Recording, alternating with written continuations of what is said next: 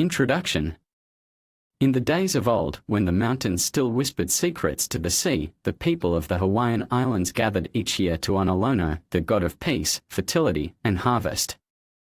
For generations, they had been told that one day, Lono would return to them. His form would be unlike any they had ever seen, but his presence would bring with it the promise of a golden age.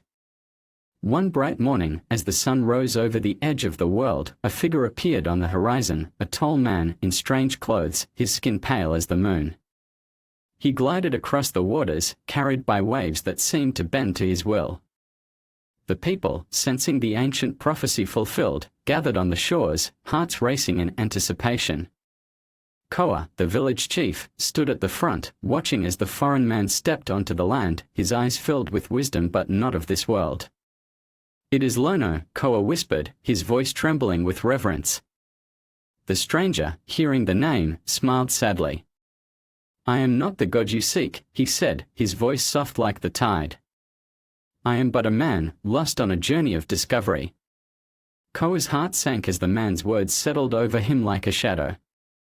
The prophecies had been clear: Lono would return, but he would not be a man. He would be a spirit, a force of nature. And yet, here he stood, just another mortal like the rest. The people waited, unsure of what to do. And in that stillness, Koa understood, Lono's true return had not been in the form of a god, but in the way the land and sea had come together to meet the stranger. The god of the islands had come, not as a single figure, but in the quiet unity of the earth itself, teaching the people that peace was not in divinity alone, but in the meeting of all hearts, whether divine or mortal. The stranger smiled once more, then turned to leave, as quietly as he had come. And the people of the island watched, knowing that in their hearts, Lono had indeed returned. Chapter 1: The Call of the North Shore. The sun hung low over the Pacific, casting a golden hue across the water as the waves rolled in with a rhythmic certainty. For centuries, the Hawaiian Islands had been a sacred playground for those who dared to dance with the ocean. But by the mid-20th century, a new breed of adventurers had begun to arrive on its shores, Australians, drawn by the siren song of the North Shore's legendary waves. They came not as conquerors, but as pilgrims, seeking to test themselves against the most powerful swells on Earth. The story of Australian professional surfers in Hawaii is one of audacity, respect, and transformation. It begins in the 1950s and 1960s, when the first Aussie surfers, armed with little more than homemade boards and a relentless passion, made the journey across the Pacific. They were lured by tales of Waimea Bay's towering walls and pipelines' glassy barrels, waves that seemed almost mythical to those who had only surfed the gentler breaks of Sydney or the Gold Coast. Among the early pioneers was Bob Pike, a rugged Australian surfer who arrived in Hawaii in 1962. Pike was one of the first to paddle out at Waimea Bay, a break that had long been considered unrideable. His courage and skill earned him the respect of the local Hawaiian surfers, who guarded their waves fiercely. Pike's success opened the door for others, and soon a steady stream of Australians began to make the pilgrimage to Hawaii, each one eager to prove themselves in the birthplace of modern surfing. But it wasn't just about the waves. For these Australian surfers, Hawaii represented a cultural and spiritual awakening. They were humbled by the power of the ocean and the deep connection the Hawaiians had with the sea. Many of them adopted the aloha spirit, embracing the values of respect, humility, and harmony with nature. This cultural exchange would shape the identity of Australian surfing for decades to come. By the 1970s, the Australian presence in Hawaii had grown significantly. Surfers like Peter Townend, Michael Peterson, and Wayne "Rabbit" Bartholomew became regulars on the North Shore, pushing the boundaries of what was possible in big wave surfing. They brought with them a distinctive Australian style, aggressive, innovative, and unapologetically bold. This style clashed at times with the more laid-back approach of the Hawaiians, but it also led to a healthy rivalry that pushed the sport to new heights. The 1975 season marked a turning point. Rabbit Bartholomew, a fiery competitor from Queensland, won the prestigious Duke Kahanamoku Invitational at Sunset Beach, cementing Australia's place in the global surfing hierarchy. His victory was a testament to the years of dedication and sacrifice that Australian surfers had poured into their craft. It also signaled the beginning of a new era, one in which Australians would dominate the professional surfing world. But the journey was not without its challenges. The North Shore was a proving ground, a place where reputations were made and broken. The waves were unforgiving, and the competition was fierce. Many Australian surfers struggled to adapt to the intensity of the Hawaiian surf, and some were forced to confront their own limitations. Yet, those who persevered emerged stronger, both as athletes and as individuals. As the sun set on another day in Hawaii, the Australian surfers gathered on the beach, their boards resting in the sand. They were far from home, but they had found a new family in the waves. The history of Australian professional surfers in Hawaii is a story of courage, camaraderie, and a relentless pursuit of excellence. It is a story that continues to unfold, wave by wave, as new generations of surfers answer the call of the North Shore. Chapter 2: The Pioneers 1950s to 1960s. The first Australians to surf in Hawaii arrived not as competitors, but as wide-eyed adventurers. It was the 1950s, and surfing in Australia was still in its infancy. The sport was a fringe activity, practiced by a small group of enthusiasts who fashioned their own boards from balsa wood and fiberglass. But word had begun to spread of a faraway place where the waves were bigger, the water warmer, and the spirit of surfing alive in every crashing swell. That place was Hawaii. The journey to Hawaii was no small feat in those days. Flights were expensive and infrequent, and most Australians made the trip by boat, enduring weeks at sea. Among the first to make the pilgrimage was Bob Evans, a Sydney surfer who arrived in Hawaii in 1956. Evans was captivated by what he found: waves that seemed to stretch to the horizon, and a surfing culture that was deeply intertwined with the island's history and traditions. He returned to Australia with stories of Waikiki's gentle rollers and the North Shore's thunderous breaks, inspiring a new generation of surfers to make the journey. One of those inspired surfers was Bob Pike, a larger-than-life character from Manly Beach. Pike arrived in Hawaii in 1962, armed with a homemade board and an unshakable confidence. He quickly made a name for himself by paddling out at Waimea Bay, a break that was considered the ultimate test of a surfer's courage. At the time, Waimea was rarely surfed, even by the Hawaiians. Its waves could reach heights of 30 feet or more, and the power of the break was enough to humble even the most experienced surfers. But Pike was undaunted. He rode Waimea with a fearless determination, earning the respect of the local surfers and cementing his place in surfing history. Pike's success opened the door for other Australians, and by the mid-1960s, a small but growing contingent of Aussie surfers was making regular trips to Hawaii. Among them was Nat Young, a prodigiously talented surfer from Cronulla. Young arrived in 1966, fresh off his victory at the World Surfing Championships in San Diego. He was drawn to the North Shore's powerful waves, particularly Pipeline, a break that was rapidly gaining a reputation as the ultimate proving ground for surfers.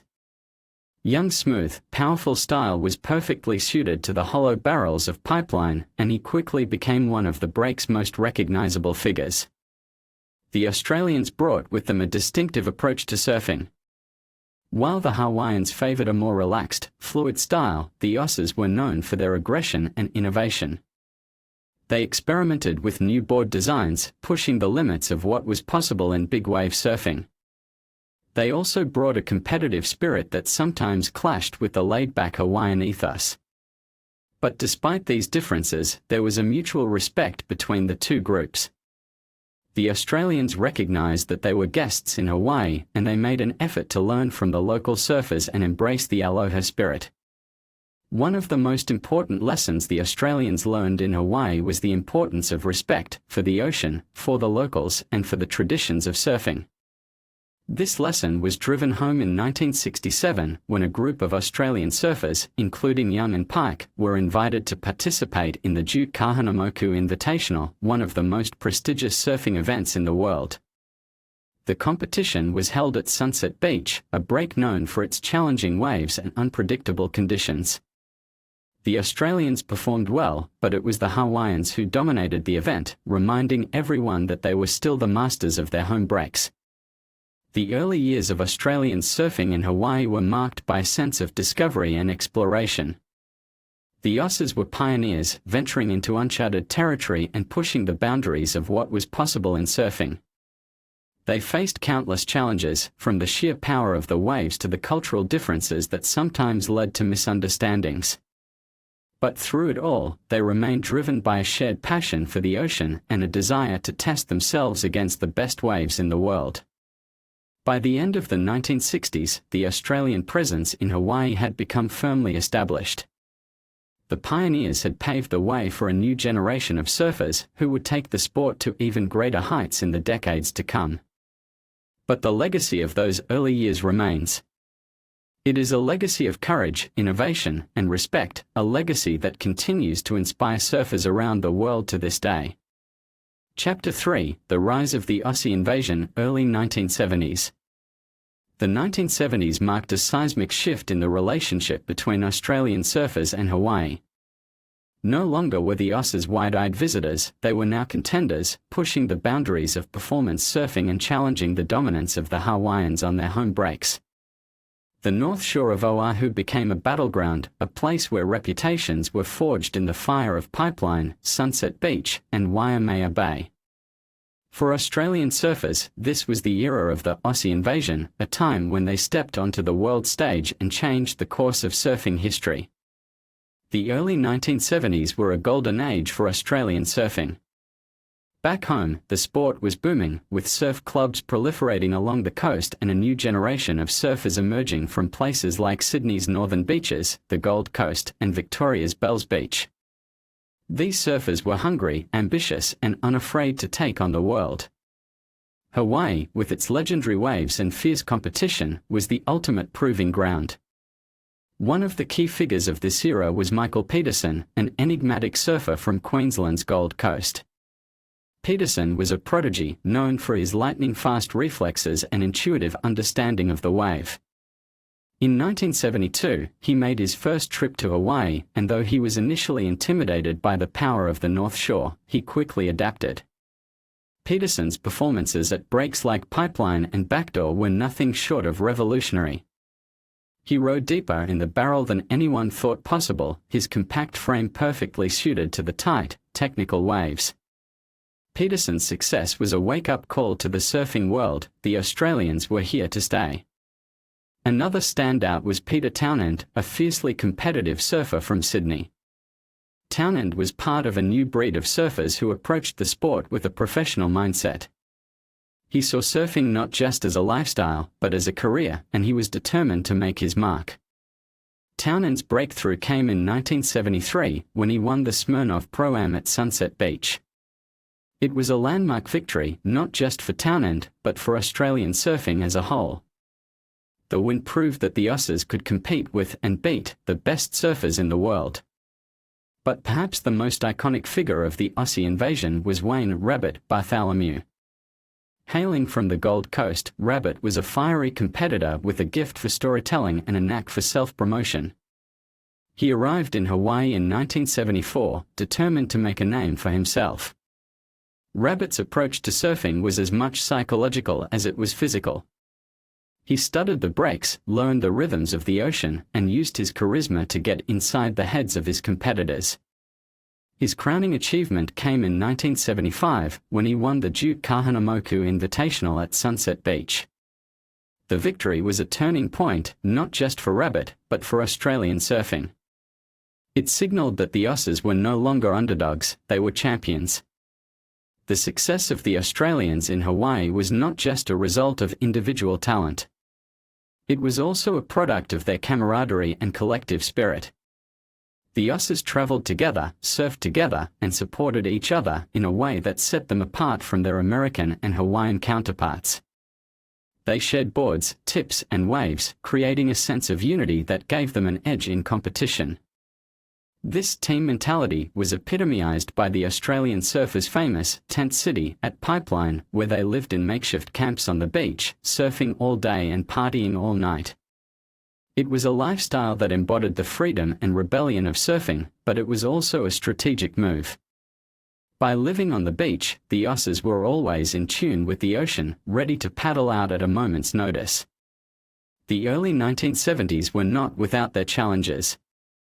The North Shore was a dangerous place, both in and out of the water. The waves were unforgiving, and the localism was intense. Australian surfers often found themselves on the receiving end of hostility from Hawaiian locals, who resented the outsiders' success. There were fights, confrontations, and moments of tension, but the Aussies persevered. They earned the respect of the Hawaiians by showing humility, respecting the local culture, and proving themselves in the water. By the mid-1970s, the Aussie invasion was in full swing. Australian surfers were dominating competitions, pushing the boundaries of performance and redefining what it meant to be a professional surfer.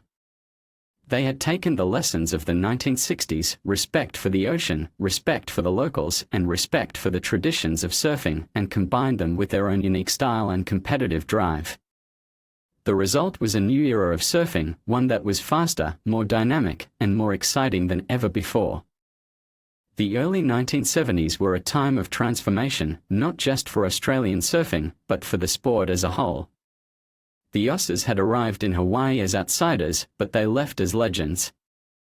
Their legacy would inspire generations of surfers to come, proving that with talent, determination, and a little bit of audacity, anything was possible. Chapter 4: The Golden Era of the Late 1970s. By the late 1970s, the Australian presence in Hawaii had evolved from a ragtag group of pioneers into a well-oiled machine of competitive dominance. The Aussies were no longer just visitors, they were icons, household names in the surfing world, and their influence on the North Shore was undeniable. This was the golden era of Australian surfing in Hawaii, a time when the likes of Mark Richards, Wayne Rabbit, Bartholomew, and Peter Townend not only conquered the waves but also reshaped the sport itself. The late 1970s were a period of innovation and ambition. Surfboard design was advancing rapidly, and Australian surfers were at the forefront of this revolution. Twin-fin boards, with their increased speed and maneuverability, became the weapon of choice for many Aussies, allowing them to push the limits of performance surfing. Mark Richards, a lanky surfer from Newcastle, New South Wales, was the master of the twin-fin. His smooth, flowing style and ability to generate speed in even the most critical sections of a wave made him a force to be reckoned with. Richards' dominance in Hawaii during this period was unparalleled. He won back-to-back Pipeline Masters titles in 1977 and 1978, cementing his status as one of the greatest surfers of his generation. But Richards was not alone in his success. The late 1970s saw a wave of Australian talent flood the North Shore, each surfer bringing their own unique style and personality to the lineup. Rabbit Bartholomew, now a seasoned veteran, continued to be a dominant force, both in and out of the water. His 1978 world title victory was a testament to his relentless drive and competitive spirit. Bartholomew's ability to read waves and adapt to changing conditions made him a formidable opponent, and his performances at breaks like Sunset Beach and Pipeline were nothing short of legendary. Peter Townend, the first official world champion in 1976, was another key figure of this era. While his competitive career began to wind down in the late 1970s, Townend remained an influential presence on the North Shore. He was a mentor to younger surfers, sharing his knowledge and experience to help them navigate the challenges of professional surfing. Townend's legacy was not just in his victories, but in his role as a pioneer of the professional surfing circuit.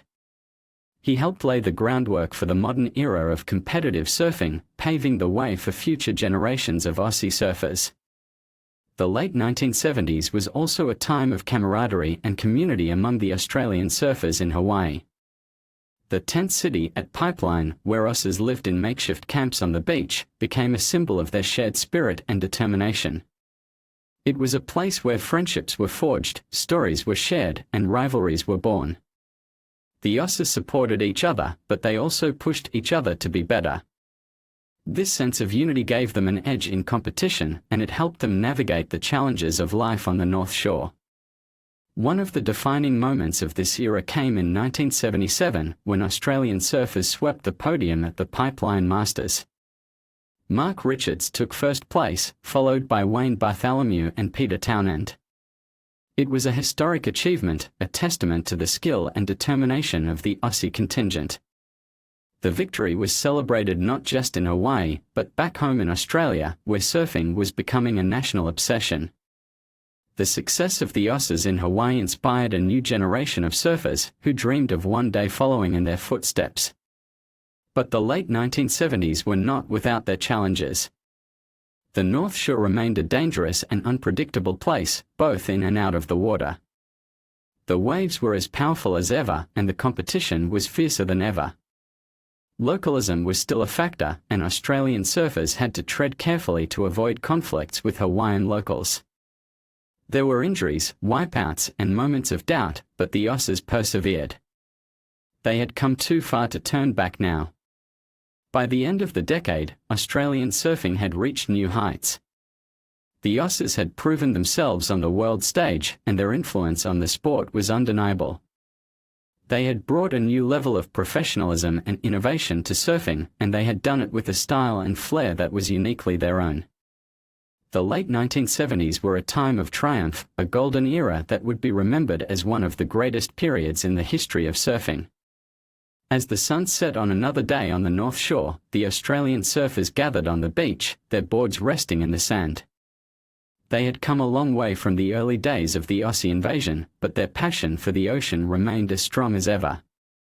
The late 1970s was a time of transformation, a time when Australian surfing came of age.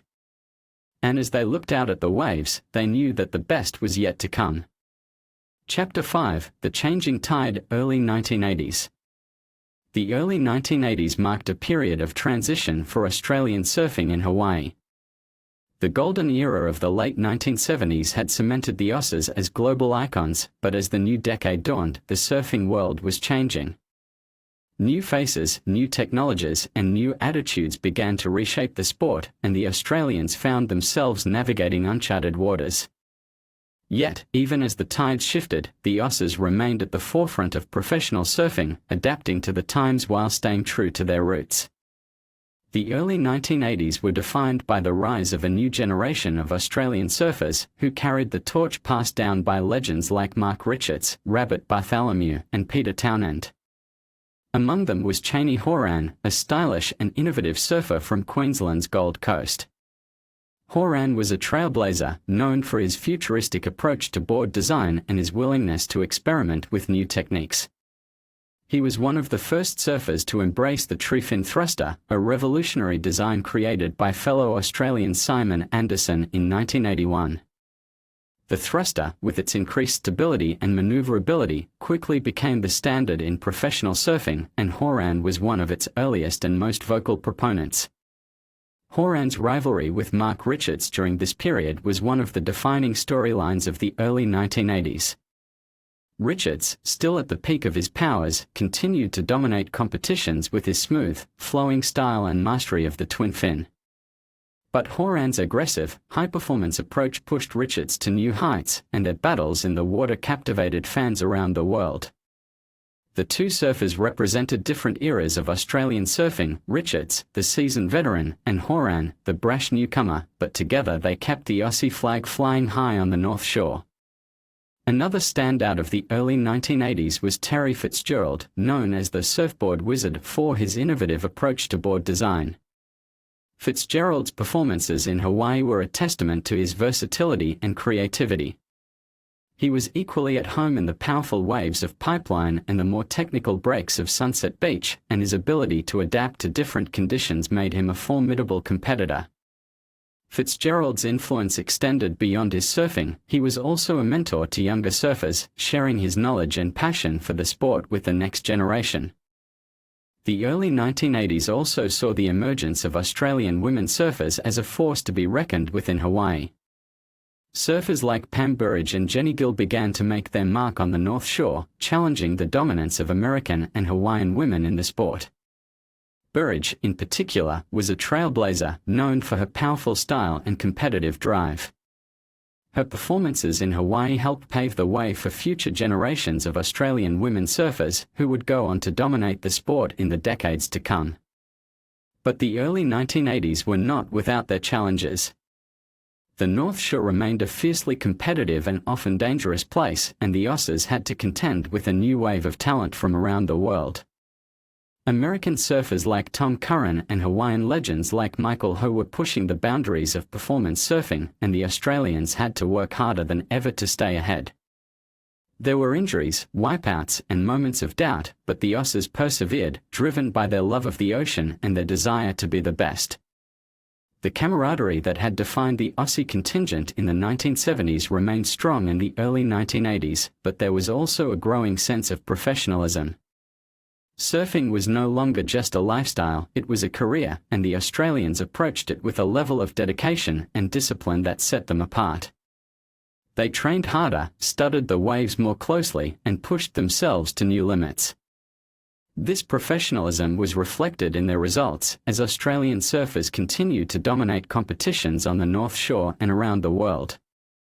One of the defining moments of the early 1980s came in 1982, when Mark Richards won his fourth consecutive world title. It was a historic achievement, a testament to Richards' skill, determination, and longevity. His success inspired a new generation of Australian surfers who dreamed of one day following in his footsteps. But it also marked the end of an era. By the mid-1980s, Richards would step back from competitive surfing, leaving a void that would be filled by a new wave of talent.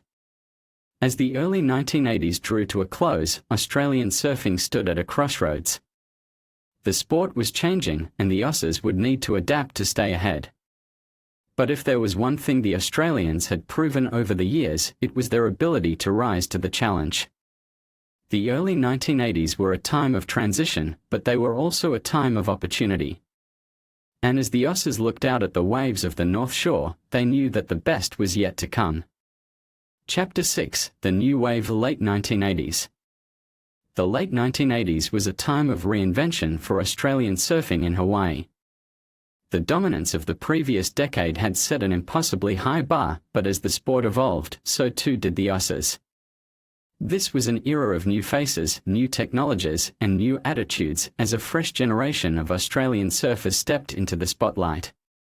While the legends of the 1970s and early 1980s began to fade from competition, their legacy lived on in the fearless, innovative approach of the newcomers. The late 1980s were not just about maintaining Australia's reputation, they were about pushing the sport into uncharted territory. At the heart of this new wave was Barton Lynch, a charismatic surfer from Sydney's northern beaches. Lynch burst onto the scene in the mid-1980s and quickly established himself as one of the most exciting talents in the sport. His 1988 world title victory was a defining moment for Australian surfing, a testament to his versatility and competitive drive. Lynch was equally at home in the powerful waves of Pipeline and the more technical breaks of Sunset Beach, and his performances in Hawaii were a masterclass in precision and style. His victory was a reminder that, even as the sport changed, the Aussies remained at the forefront. Another standout of the late 1980s was Damien Hardman, known as Iceman for his cool, calculated approach to competition. Hardman's back-to-back world titles in 1987 and 1988 solidified his place in surfing history, and his performances in Hawaii were a key part of his success. Hardman was a master strategist, known for his ability to read waves and make split-second decisions in the heat of competition. His rivalry with Lynch was one of the defining storylines of the era, as the two surfers pushed each other to new heights and kept Australian surfing in the global spotlight. The late 1980s also saw the rise of Martin Potter, a dynamic and innovative surfer who brought a new level of athleticism to the sport. Potter's aerial maneuvers and radical approach to surfing were a glimpse into the future, and his performances in Hawaii were nothing short of spectacular. While Potter was born in South Africa, he spent much of his career in Australia and was embraced as an honorary Aussie. His 1989 world title victory was a crowning achievement, and it marked the beginning of a new era in professional surfing. But the late 1980s was not just about the men. Australian women surfers continued to make their mark on the North Shore, building on the foundation laid by pioneers like Pam Burridge. Surfers like Jodie Cooper and Pauline Mencher emerged as dominant forces in women's surfing, challenging the traditional powerhouses from Hawaii and the United States. Cooper, in particular, was known for her powerful style and fearless approach to big waves, while Mencher's tenacity and determination made her a fan favorite. Their success in Hawaii helped elevate women's surfing to new heights and inspired a new generation of female surfers. The late 1980s were also a time of technological innovation. The thruster, pioneered by Simon Anderson in the early 1980s, had become the standard in professional surfing, but surfers were beginning to experiment with new designs and materials. Australian shapers like Maurice Cole and Frank Williams were at the forefront of this revolution, creating boards that allowed surfers to push the limits of performance. These innovations were on full display in Hawaii, where the powerful waves demanded the best equipment and the most advanced techniques. Despite the changes, the camaraderie that had defined the Aussie contingent in previous decades remained strong. The Australians continued to support each other, both in and out of the water, and their shared experiences on the North Shore forged lifelong bonds. The tent city at Pipeline, though less prominent than in previous years, remained a symbol of their collective spirit and determination. It was a place where friendships were forged, stories were shared, and rivalries were born. One of the defining moments of the late 1980s came in 1987, when Australian surfers swept the podium at the Pipeline Masters. Barton Lynch, Damien Hardman and Gary Elkadon took first, second, and third place, respectively, in a historic display of dominance. The victory was a reminder that, even as the sport evolved, the Aussies remained a force to be reckoned with. It was also a testament to the depth of talent in Australian surfing, as a new generation of surfers stepped up to carry the torch. As the 1980s drew to a close, Australian surfing stood at a crossroads. The sport was changing, and the Aussies would need to adapt to stay ahead. But if there was one thing the Australians had proven over the years, it was their ability to rise to the challenge. The late 1980s was a time of transition, but they were also a time of opportunity. And as the Aussies looked out at the waves of the North Shore, they knew that the best was yet to come. The legacy of the past would guide them, but the future was theirs to shape. Chapter 7, The Edge of Evolution, Early 1990s. The early 1990s was a time of transformation for Australian surfing in Hawaii. The sport was evolving at a rapid pace, driven by advances in technology, changes in competitive formats, and the emergence of a new generation of surfers who were redefining what was possible on a wave.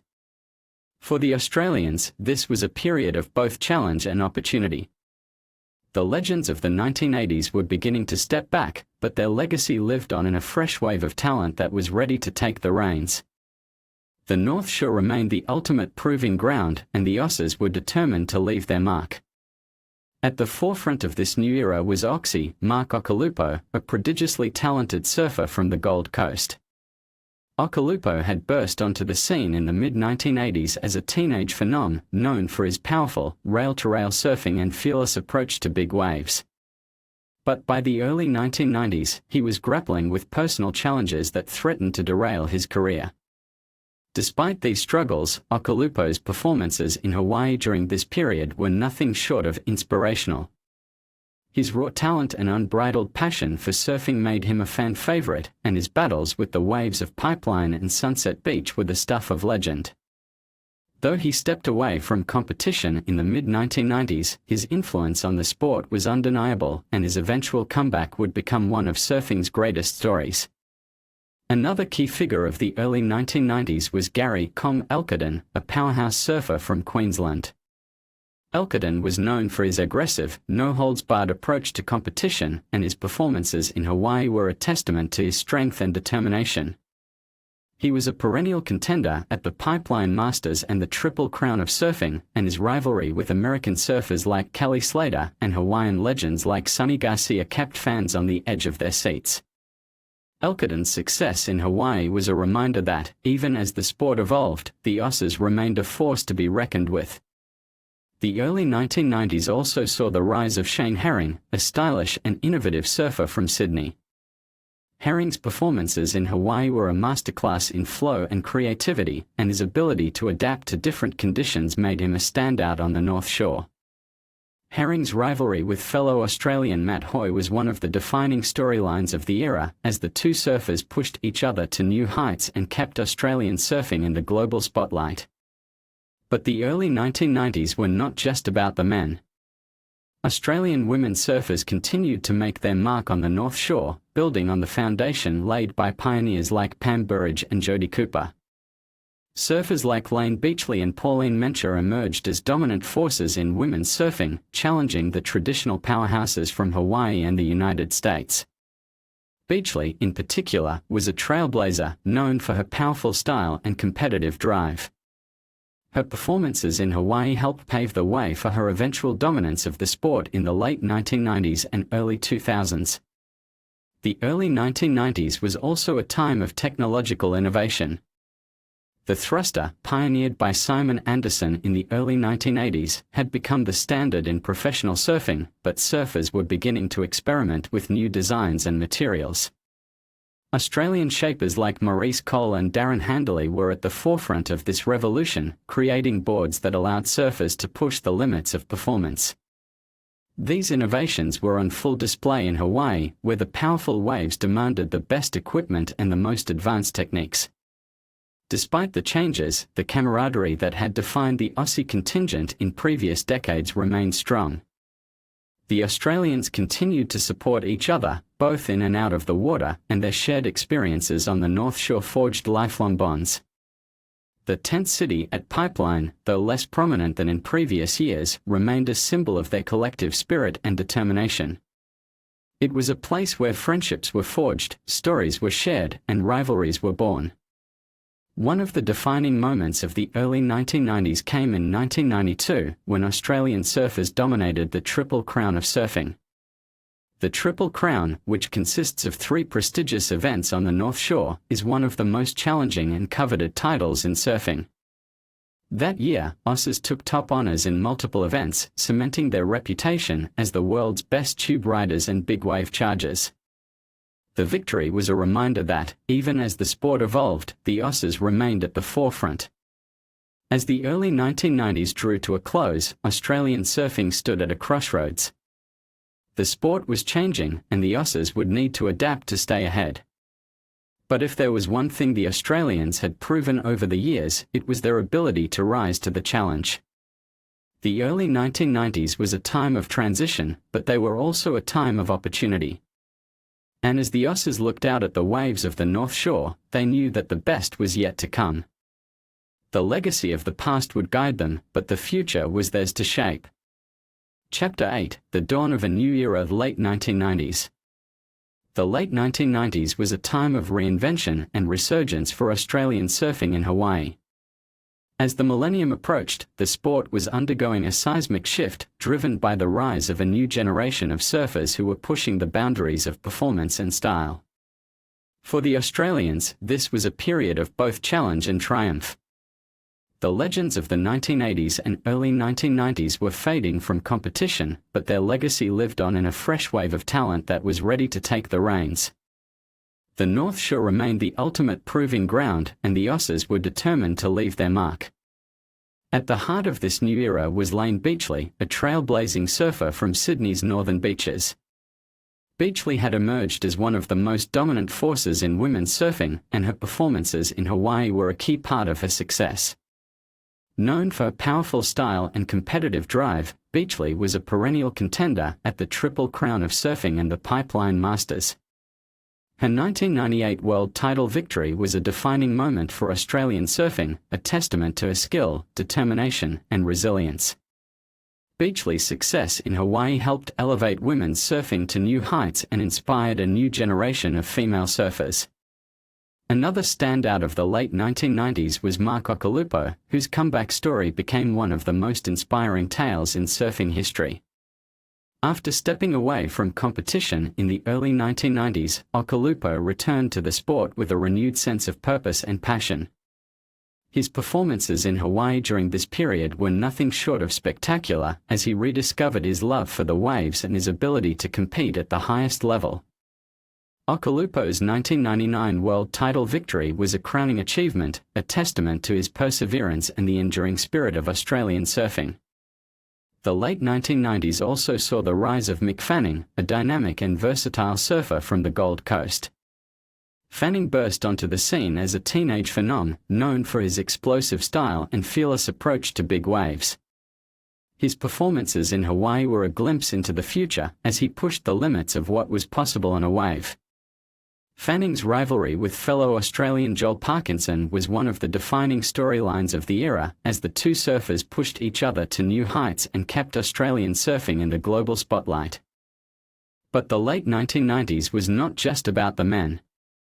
Australian women surfers continued to make their mark on the North Shore, building on the foundation laid by pioneers like Pam Burridge and Jodie Cooper. Surfers like Trudy Todd and Kate Scarrett emerged as dominant forces in women's surfing, challenging the traditional powerhouses from Hawaii and the United States. Their success in Hawaii helped elevate women's surfing to new heights and inspired a new generation of female surfers. Despite the changes, the camaraderie that had defined the Aussie contingent in previous decades remained strong. The Australians continued to support each other, both in and out of the water, and their shared experiences on the North Shore forged lifelong bonds. The tent city at Pipeline, though less prominent than in previous years, remained a symbol of their collective spirit and determination. It was a place where friendships were forged, stories were shared, and rivalries were born. One of the defining moments of the late 1990s came in 1999, when Australian surfers dominated the Triple Crown of surfing. The Triple Crown, which consists of 3 prestigious events on the North Shore, is one of the most challenging and coveted titles in surfing.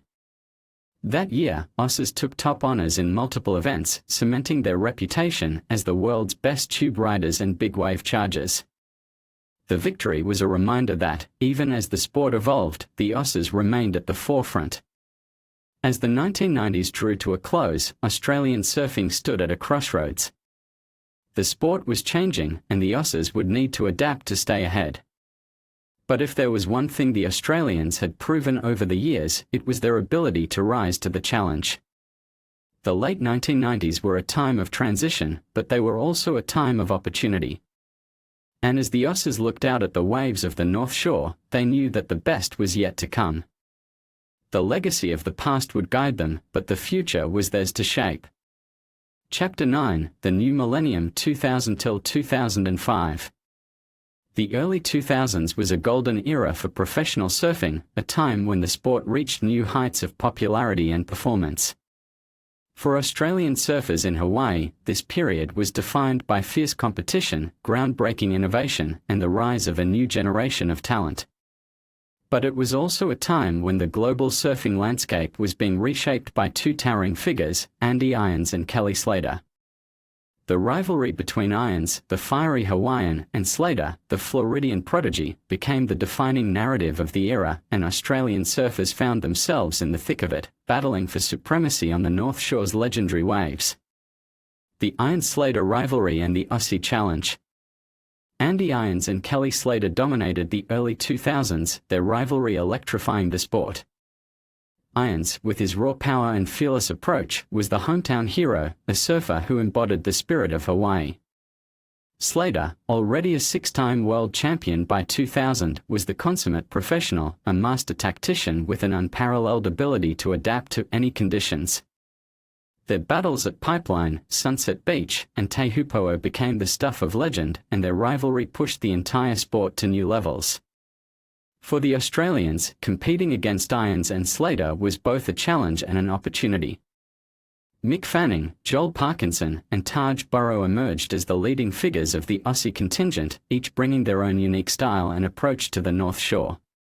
Fanning, known for his explosive speed and competitive fire, was a standout at Pipeline, where his tube riding skills earned him respect from the locals. Parkinson, with his smooth, stylish approach, excelled at Sunset Beach, while Burrow's progressive maneuvers and aerial flair made him a fan favorite. The Australians didn't just compete against Irons and Slater, they learned from them. Fanning, in particular, studied Slater's approach to competition, adopting a more strategic mindset and refining his technique in critical waves. Parkinson, meanwhile, drew inspiration from Irons' power and intensity, incorporating those elements into his own surfing. The result was a new generation of Australian surfers who were not only capable of challenging the best in the world but also pushing the sport forward. Mick Fanning, the rise of a white lightning. Mick Fanning's ascent to the top of the sport was one of the defining stories of the early 2000s. After a promising start to his career, Fanning faced a series of setbacks, including a devastating injury in 2004 that threatened to derail his progress.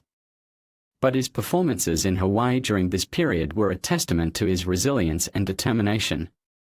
Fanning's victory at the 2002 Rip Curl Pro Pipeline Masters was a breakthrough moment, solidifying his reputation as one of the best tube riders in the world.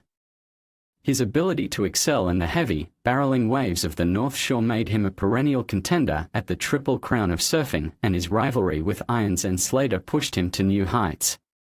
Joel Parkinson, the stylish competitor. Joel Parkinson, known for his effortless style and impeccable wave selection, was another standout during this era. Parkinson's performances at Sunset Beach were particularly noteworthy, as he combined power and precision to dominate the challenging waves. His rivalry with Fanning and Burrow was one of the defining storylines of the early 2000s, as the three surfers pushed each other to new levels of performance.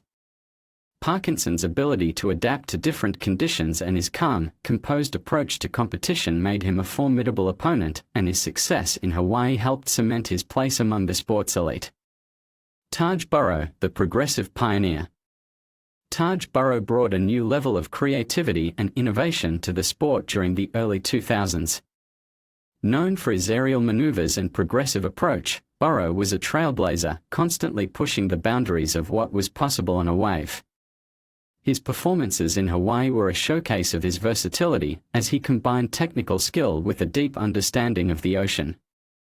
Burrow's rivalry with Fanning and Parkinson was a key part of the Aussie narrative during this period, as the three surfers pushed each other to new heights and kept Australian surfing at the forefront of the sport. The Women's Revolution, Lane Beachley and beyond. While the men's tour was dominated by the Irons-Slater rivalry, the women's tour was undergoing its own revolution, led by Australia's Lane Beachley. Between 1998 and 2006, Beachley won an unprecedented 7 world titles, and her performances in Hawaii were a cornerstone of her success. Known for a powerful, precise style and unwavering competitive drive, Beachley was a force to be reckoned with at breaks like Pipeline and Sunset Beach. Her ability to excel in the heavy, barreling waves of the North Shore solidified her reputation as one of the greatest big-wave surfers of all time. Beachley's success inspired a new generation of Australian women surfers, including Stephanie Gilmore and Sally Fitzgibbons, who began to make their mark on the North Shore during this period.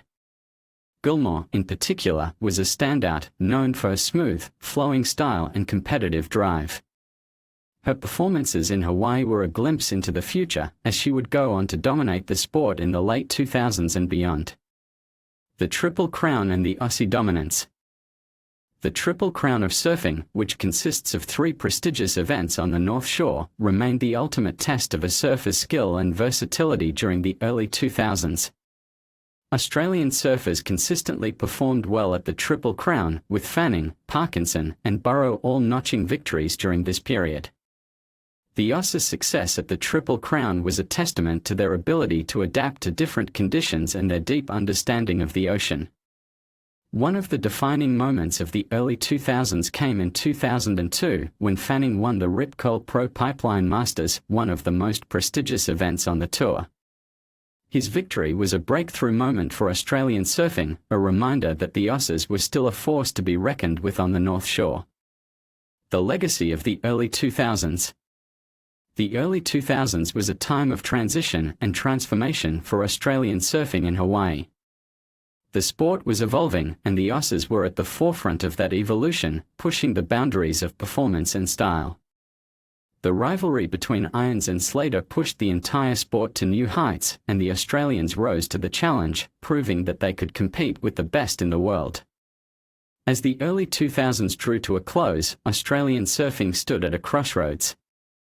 The sport was changing, and the Aussies would need to adapt to stay ahead. But if there was one thing the Australians had proven over the years, it was their ability to rise to the challenge. The early 2000s were a time of opportunity, and as the Aussies looked out at the waves of the North Shore, they knew that the best was yet to come. The legacy of the past would guide them, but the future was theirs to shape. Chapter 10: The Modern Era 2006 till 2010. The period from 2006 to 2010 marked a new chapter in the history of Australian surfing in Hawaii. By this time, the sport had entered the modern era, characterized by higher stakes, greater media exposure, and an ever-increasing level of performance. The North Shore of Oahu remained the ultimate proving ground, and Australian surfers continued to shine on this global stage, cementing their reputation as some of the best tube riders and big wave chargers in the world. This era was defined by the rise of new stars, the dominance of established legends, and the ongoing evolution of surfing itself. The rise of Stephanie Gilmore. While the men's tour was fiercely competitive, the women's tour was undergoing a revolution, led by Australia's Stephanie Gilmore. Gilmore burst onto the scene in 2007, winning the world title in her rookie year, a feat that had never been accomplished before. Her smooth, flowing style and competitive drive made her an instant standout, and her performances in Hawaii were a key part of her success. Gilmore's ability to excel in the powerful waves of the North Shore, particularly at breaks like Pipeline and Sunset Beach, solidified her reputation as one of the most complete surfers in the world. By 2010, Gilmore had already won 4 world titles, and her dominance showed no signs of slowing down. Mick Fanning, the champion. Mick Fanning's career reached its zenith during this period. After overcoming a series of setbacks, including a devastating injury in 2004, Fanning emerged as one of the most consistent and dominant surfers on the men's tour. His 2007 and 2009 world title victories were a testament to his skill, determination, and competitive fire. Fanning's performances in Hawaii were a masterclass in power and precision, particularly at Pipeline, where his tube riding skills earned him the respect of the locals. His rivalry with Kelly Slater and Andy Irons pushed him to new heights, and his ability to perform under pressure made him a fan favorite. Fanning's victory at the 2009 Rip Curl Pro Pipeline Masters was a defining moment of this era. In challenging conditions, Fanning demonstrated his mastery of the wave, threading deep barrels and executing critical turns with flawless precision. The win was a reminder that, even in the face of fierce competition, the Aussies remained at the forefront of the sport. Joel Parkinson, the stylish competitor. Joel Parkinson continued to be a standout during this period, known for his effortless style and impeccable wave selection. Parkinson's performances at Sunset Beach were particularly noteworthy, as he combined power and precision to dominate the challenging waves. His rivalry with Fanning and Taj Burrow was one of the defining storylines of the era, as the three surfers pushed each other to new levels of performance. Parkinson's ability to adapt to different conditions and his calm, composed approach to competition made him a formidable opponent, and his success in Hawaii helped cement his place among the sport's elite. The emergence of Julian Wilson. The late 2000s also saw the emergence of Julian Wilson, a dynamic and innovative surfer from Queensland's Sunshine Coast. Wilson burst onto the scene as a teenage phenom, known for his aerial maneuvers and progressive approach to surfing. His performances in Hawaii were a glimpse into the future, as he combined technical skill with a deep understanding of the ocean. Wilson's rivalry with fellow Australian Owen Wright was one of the defining storylines of the era, as the two surfers pushed each other to new heights and kept Australian surfing in the global spotlight. The Triple Crown and the Aussie dominance. The Triple Crown of surfing remained the ultimate test of a surfer's skill and versatility during this period. Australian surfers consistently performed well at the Triple Crown, with Fanning, Parkinson, and Burrow all notching victories during this period.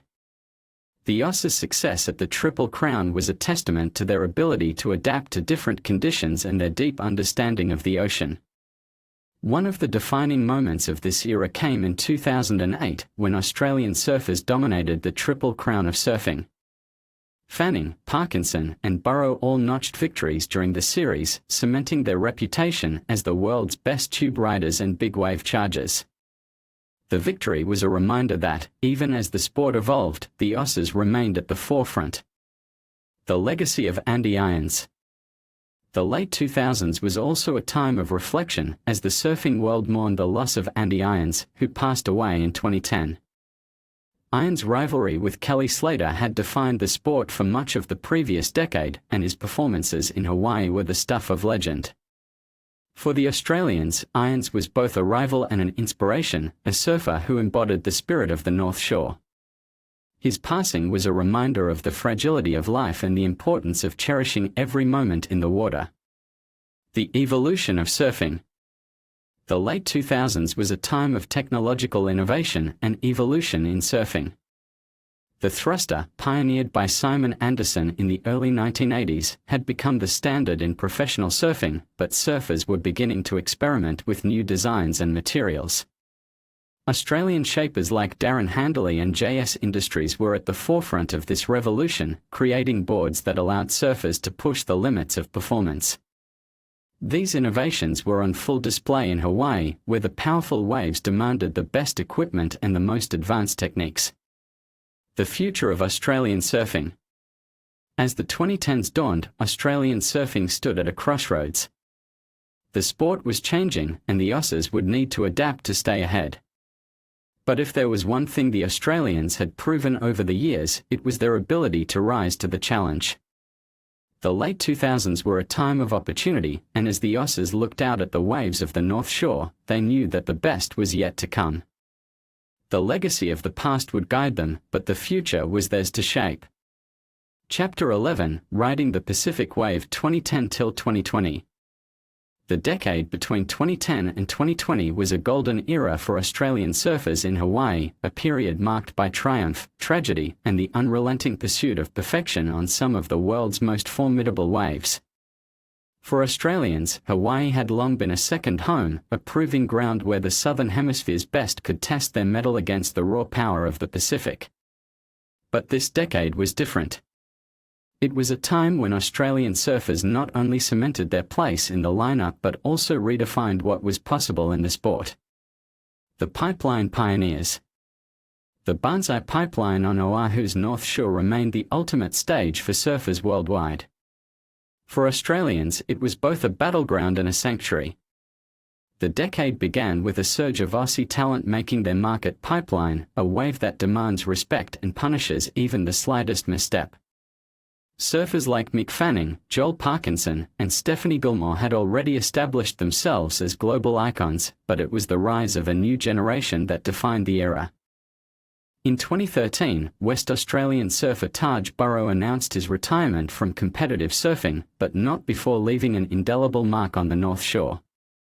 His fearless approach to Pipeline's hollow tubes inspired a younger cohort of Australians, including Jack Robinson and Ethan Ewing, who would later dominate the scene. Robinson, in particular, became synonymous with pipeline mastery, his lightning-fast reflexes and deep tube riding skills earning him a reputation as one of the most exciting surfers of the decade. The Women's Revolution.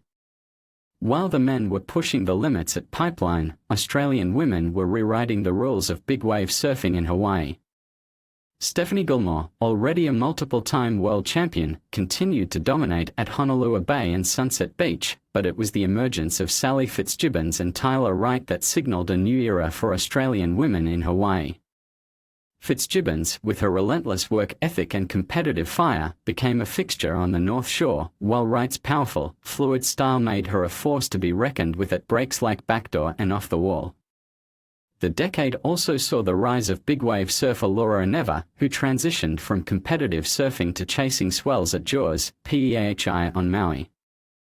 Her fearless approach to waves that often exceeded 30 feet inspired a generation of female surfers and cemented her place in the pantheon of Australian surfing legends. The Dark Side of Glory. But the decade was not without its heartbreaks. In 2015, the surfing world was rocked by the tragic death of Australian surfer Mick Fanning's brother, Peter, in Hawaii. The incident cast a shadow over the North Shore, reminding everyone of the dangers that lurked beneath the surface of paradise. Fanning, who had already survived a shark attack earlier that year, returned to Hawaii with a heavy heart but an unyielding spirit, embodying the resilience that defined Australian surfers. The same year, the surfing community mourned the loss of legendary water photographer and filmmaker John Frank, who had captured some of the most iconic moments of Australian surfers in Hawaii. His death was a stark reminder of the risks faced by those who chase the perfect wave. The rise of the free surfers. While competitive surfing remained a focal point, the 2010s also saw the rise of free surfing as a legitimate pursuit. Australians like Dion Agius and Craig Anderson brought a fresh, creative approach to surfing in Hawaii, blending technical skill with artistic expression. Their edits from secluded breaks on Maui and Kauai went viral, showcasing a side of Hawaii that was often overlooked in the competitive arena. Meanwhile, big wave surfer Mark Matthews continued to push the boundaries at Jaws, towing into waves that seemed almost otherworldly in their size and power. His exploits were documented in films like Fighting Fear, which highlighted the mental and physical toll of chasing giants. The cultural connection. For Australian surfers, Hawaii was more than just a destination, it was a spiritual home. The connection between the two cultures ran deep, rooted in a shared reverence for the ocean. Many Australian surfers spent months at a time living on the North Shore, immersing themselves in the local community and learning from Hawaiian legends like Jerry Lopez and Eddie Aikau. This cultural exchange was perhaps best embodied by the Eddie Aikau Big Wave Invitational, held at Waimea Bay. Australians like Ross Clark-Jones and Jamie Mitchell became regulars at the event, earning the respect of their Hawaiian counterparts for their courage and humility in the face of nature's raw power. The legacy. For the next generation of Australian surfers, the lessons of the decade were clear: respect the ocean, honor the culture, and never stop chasing the horizon. As the sun set on Waimea Bay in December 2019, it was not just the end of a year but the end of an era.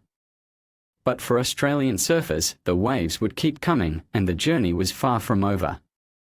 The connection between Australian surfers and Hawaii had grown from one of competition to a profound mutual respect, a respect that would define the period of 2020 to 2025. But the world was changing fast. The COVID-19 pandemic, which devastated global travel, put the brakes on surf culture as a whole. The once vibrant crowds at Pipeline, Waimea, and Sunset Beach vanished as countries locked down, and athletes were forced to reconsider their approach to the sport.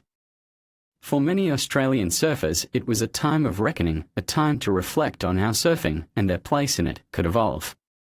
Yet in a strange twist, the isolation brought by the pandemic also led to some of the most introspective and productive years of surfing history.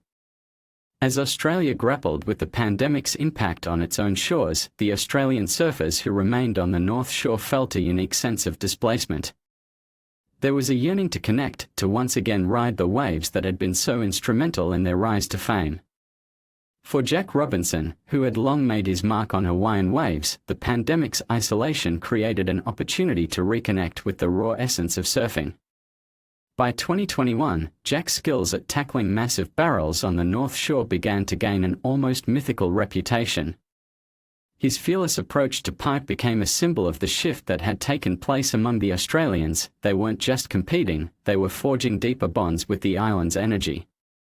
But it wasn't just the veterans who began to shine. The 2020s brought forth a fresh crop of Australian talent, surfers who were not only pushing the limits of aerial maneuvers and technical mastery but also redefining what it meant to ride Hawaiian waves with respect. Ethan Ewing, a quiet yet powerful force in the surf world, proved that he had the mental and physical fortitude to conquer Hawaii's most formidable breaks. His deep connection to the ocean, often reflected in the smooth flow of his style, allowed him to weave through some of the most dangerous waves on the planet with uncanny grace. By 2023, Australians like Mikey Wright and Sally Fitzgibbons, though more established in the world of professional surfing, found themselves even more connected to the Hawaiian scene. Mikey's daredevil approach to big wave surfing seemed to align perfectly with the high-intensity culture of the North Shore. While Sally had long been a champion on the World Surf League (WSL) tour, her time spent in Hawaii was increasingly about more than competition. It was about cultivating a deeper sense of belonging to the islands, sharing knowledge with younger surfers, and carrying the mantle of both Australian and Hawaiian surfing traditions. For many surfers in this period, Hawaii was no longer just a competitive arena. It had become a crucible where the cultural values of respect, perseverance, and connection to the land weighed just as heavily as a well-executed cutback or a massive air reverse. As the young Australians spent more time on the islands, they learned that riding these waves wasn't just about physical skill, it was about respect for the ocean and the people who called the North Shore home. But with this transformation came challenges. Hawaii's surf scene, long known for its tight-knit, local-driven energy, had grown increasingly globalized. Foreign surfers, particularly Australians, were flooding the lineups, and with it came the inevitable tension. The sacred waters of the North Shore were no longer solely for those who had grown up on them. Australians, who had once been considered outsiders, had now earned their place, but that did not mean the tensions between locals and tourists had evaporated entirely. In response, a new, subtler wave of Hawaiian surf culture began to rise in the early 2020s, one that embraced global influence while reminding everyone that the North Shore was, and always would be, a sacred place. John Florence, an heir to the Hawaiian surf throne, played an integral role in navigating this cultural shift. While he remained one of the top competitors in the world, Florence also became an ambassador for preserving the integrity of Hawaiian surfing. His connection to the land was something Australians admired deeply. He was a reminder to them that while competition was fierce, it was the soul of the island, its history, and its relationship to the waves that truly mattered. The years between 2020 and 2025 were also defined by Australian surfers embracing environmental causes. As the effects of climate change grew more pronounced, surfers across the globe, but particularly those from Australia, recognized their responsibility to protect the oceans they had spent their lives riding. Environmental activism became increasingly important to Australian surfers in Hawaii. They began championing causes like beach cleanups, sustainable surfboard design, and lobbying against the destruction of the coral reefs. It was a natural evolution. Those who had experienced the raw power of the ocean felt compelled to protect its fragile ecosystems. The final stretch of the decade saw Australian surfers achieving new heights, both competitively and spiritually. By 2025, Jack Robinson had cemented his place as one of the best big wave surfers in the world, his performances at Pipeline seen as nothing short of legendary. The WSL World Championship Tour had also evolved, with many Australian surfers not only dominating the sport but bringing a new level of innovation to the competition. Their performances at Hawaii's iconic spots were a blend of power, grace, and imagination, showcasing how the sport had evolved over the previous decade. In retrospect, the 2020s for Australians in Hawaii were defined by a unique balance of respect, reinvention, and connection. The days of seeing Hawaii as a battleground for dominance had long passed. By the end of 2025, the Australians who had made their names on the North Shore knew that their place in the sport was earned not just by their ability to conquer the waves, but by their commitment to the ocean and the culture it represented. Hawaii had long been the birthplace of modern surfing, and the Australians, for all their triumphs and struggles, had become an inseparable part of its living, breathing history. And just as the waves on the North Shore continued to crash with relentless force, so too would the legacy of the Australians in Hawaii, an unbroken rhythm in the heart of the sport. Chapter 12: The Legacy. Today, the relationship between Australians and Hawaii is a testament to how far the sport has come. The Australian surfers who now make their homes on the North Shore have become part of the local fabric, continuing to inspire new generations with their commitment to surfing and environmental stewardship. Australian surf brands, athletes, and legends have left a lasting mark on Hawaii's beaches, and in doing so, they have contributed to a rich and ongoing exchange of knowledge, skill, and respect. As we look back at the journey of Australian surfers in Hawaii, it's clear that their legacy is not just measured in victories or performances. It's a story about how surfing transcends borders, connects cultures, and forges lasting friendships and respect. The Australian presence in Hawaii has become something far deeper than a rivalry. It's a partnership that has helped shape the surf culture of the world. They've been molded by Hawaii's waves, just as they have shaped the perception of surfing in Hawaii. The journey that began with tentative steps in the 1960s has now become an unbreakable bond, a story of evolution, mutual influence, and an enduring connection between two surf cultures. As the sport continues to grow, one thing is certain: the waves of Hawaii and the Australians who ride them will always be intertwined, carving a legacy that will continue to inspire future generations of surfers across the world. From the first Australian surfer to paddle out at Waimea to today's stars charging pipeline, the connection between Australia and Hawaii is one that has reshaped surfing. And in the coming decades, as the sport evolves once again, this relationship will no doubt continue to guide and inspire the next wave of surfers, ensuring that the legacy of Australians in Hawaii endures forever. The end.